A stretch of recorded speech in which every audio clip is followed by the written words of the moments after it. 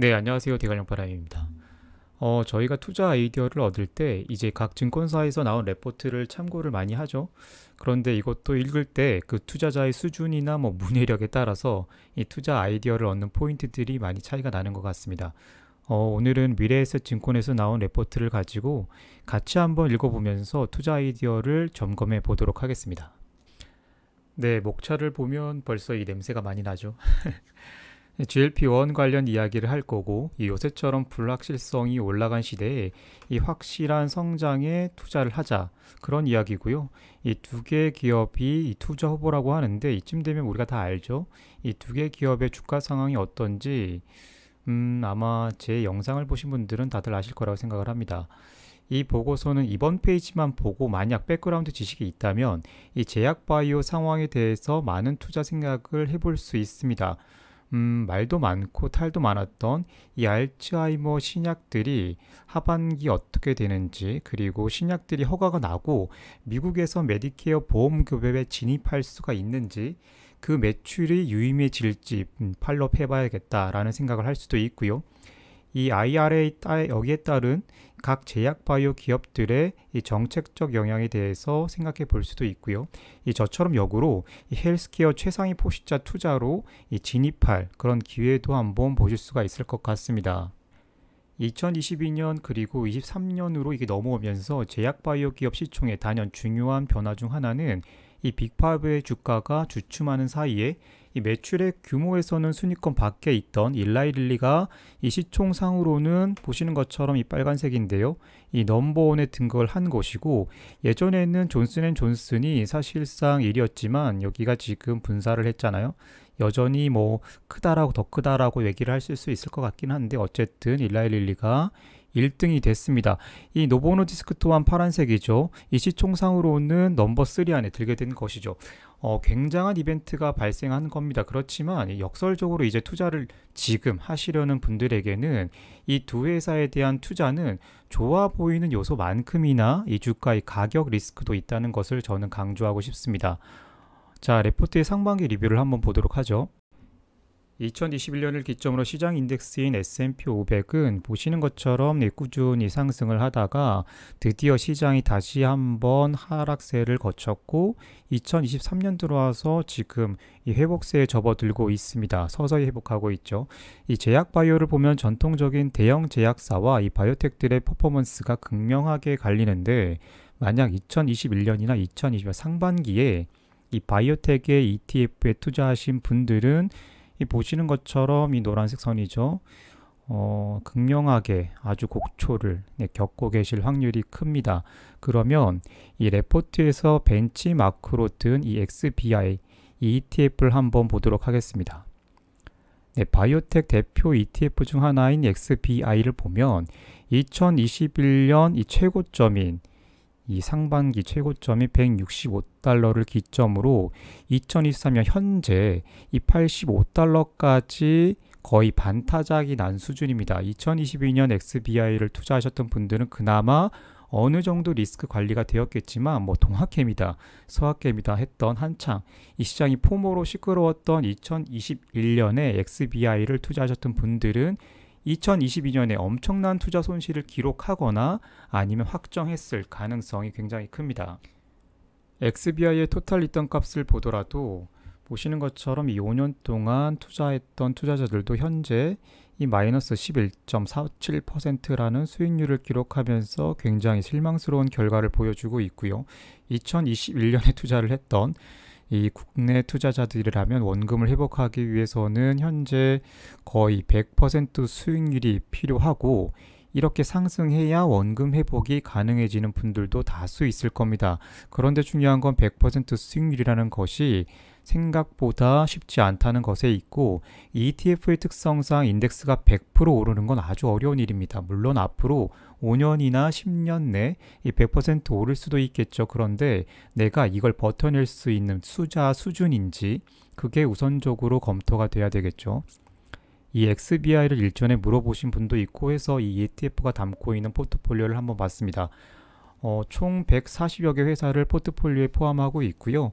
상위 10개 회사의 이 비중이 11.28%밖에 되지 않기 때문에 이 ETF는 담고 있는 포트폴리오가 전체적으로 이 주가 상승을 이뤄내야 이 XBI, 이 ETF도 상승을 하게 됩니다. 그런데 제가 140여 개 회사를 쭉 다 한번 훑어봤어요. 그런데 반 이상이 모르는 회사이거나 죄송해요. 제가 팔로우하지 못하는 회사입니다. 명색이 저도 이 제약바이오 유튜버인데 모르는 회사가 수두룩합니다. 그러면 만약 여기에 투자를 하신 분들은 아마 둘 중 하나일 겁니다. 첫 번째, 뭐 대부분 다 이런 기업들을 이 140여 개죠. 회사를 다 안다. 둘째, 아무것도 모른다. 이 둘 중 하나예요. 이 판단은 여러분 몫으로 남기겠습니다. 그런데 XBI 보다가 이 암제는 여기 왜 들어가 있는지 안 사요 저도. 자, 레포트는 이제 본격적으로 GLP-1 시대에 대해서 이야기하려고 합니다.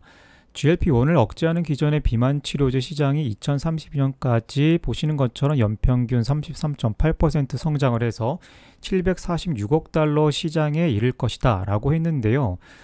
이게 미래에셋 연구원들이 여기 어떤 자료를 기반으로 해서 이 자료를 만들었는지 출처를 남겨두지 않아서 확언하기는 힘들지만 이 100조 원 시장이 개화가 될 것이다 라고 했습니다. 이 자료는 뭐 당연히 미래에셋에서 나온 자료는 아닐 거고요. 아마도 외국 제약바이오 리서치 회사의 자료를 기반으로 만들었을 텐데 제 생각으로는 더 정확히 표현하는 것이 필요할 듯한데요.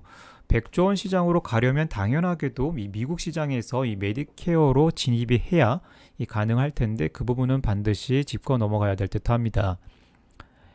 현재 비만 시장은 노보노디스크사의 위고비 출시 이후에 사실상 이 위고비가 시장을 이끌어가고 있다라고 하는 게 과언이 아니죠. 그렇기 때문에 이 돈 되는 시장을 다른 회사들이 그냥 놔둘 리 없지만 앞서 말씀드린 대로 릴리, 마운자로 그러니까 티어제파티다이드를 제외하고 이 화이자와 얌젠의 임상약제들이 시장에 진입을 하려면 앞으로도 4년에서 5년은 좋게 걸릴 것이기 때문에 현재 시점에서 이 회사들의 신약 후보 물질을 걱정하는 건 이 시기상조죠. 그리고 약은 시장에 나올 때까지 그 성공 가능성을 확언하기가 힘들기 때문에 그런 특징을 가지고 있잖아요. 그렇기 때문에 지금은 사실상 이 시장은 노보노디스크와 보시는 것처럼 릴리가 거의 석권을 하고 있고 선점을 하고 있고 그에 따른 매출액을 뽑아낼 가능성이 상당히 높죠. 이미 뭐 노보노디스크는 시작을 했죠. 시장 점유율에 대한 추정치를 그려봐도 이 두 개 회사가 보시는 것처럼 위고비와 이 티어제파타이드로 크게 점유를 하고요. 나머지 신약도 여기 동그라미 표시해 있는 것처럼 이 두 개 회사의 제품으로 채워질 공산이 크죠. 적어도 2032년까지는요. 그러니까 제가 누누이 말씀드리지만 티어제파타이드가 임상 결과가 더 좋았으니까 이 시장이 얘네가 이 시장을 다 먹는 거 아니냐라고 저한테 질문을 하시는 분도 있지만 그런 일은 일어나지 않아요. 그러니까 이 두 개 회사가 결국 시장을 반대한다 라고 생각을 하시면 됩니다. 이런 선점의 효과 그리고 매출액 부스팅을 가속화시키려면 이 제약회사 입장에서는 당연히 넘버원 시장인 미국 보험시장으로 들어가야 합니다. 비만 환자에게 살을 빼준다거나 이 미용 목적으로 살을 빼려는 수요는 그 한계를 분명히 가지고 있겠죠. 그리고 약가도 비싸잖아요. 그렇기 때문에 이 제약회사 입장에서는 보험급여를 빼먹어야 될 거고요. 미국 FDA를 설득하기 위해서 이 약제를 환자들에게 처방을 하게 되면 이 사망률 1위인 이 심혈관계 이슈를 확 줄일 수 있다라고 설득을 해야 되겠죠. 그 근거 자료를 내야 하고요. 그렇기 때문에 노보노디스크와 일라이릴리 모두 이 임상을 진행 중입니다. 특히 이 노보노디스크의 이 셀렉트 임상이 올해 중으로 이제 마무리가 되고 이 하반기 정도에 임상 결과를 낼 것으로 예상이 되는데 이것이 위고비 세일즈의 중요한 분기점이 될 것이고 주주라면 이거 충분히 챙겨봐야 되고요.